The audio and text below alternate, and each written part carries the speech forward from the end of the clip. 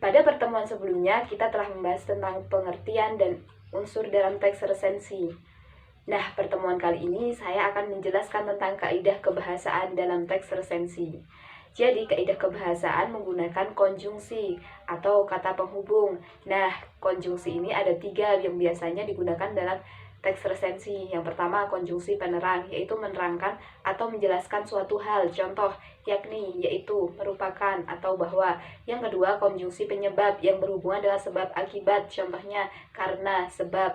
Dan yang ketiga, konjungsi temporal yang berhubungan dengan waktu. Contohnya, sejak, semenjak, kemudian, dan akhirnya. Lebih lanjut bisa dilihat di struktur bagian slide selanjutnya. Nah, yang keempat, biasanya menggunakan pernyataan yang berupa saran atau rekomendasi pada akhir teks kata, ditandai dengan kata jangan, harusnya, sebaiknya. Nah, yang kelima, menggunakan kata serapan. Contohnya pada kalimat yang berada di layar ini. Ada kata yang digaris tebalkan Afgan dan Tagajiks. Kata-kata tersebut merupakan contoh kata serapan. Kata-kata itu berasal dari bahasa Inggris.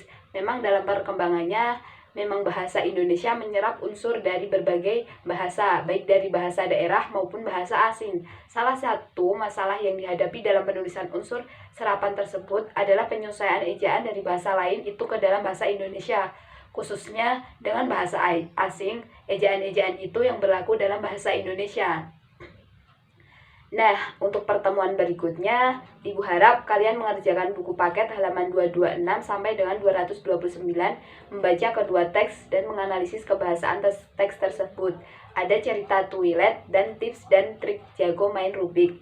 Nah, kedua unsur itu baiknya kalian analisis teks kebahasaan itu sesuai dengan kolom yang tertera pada buku paket tersebut.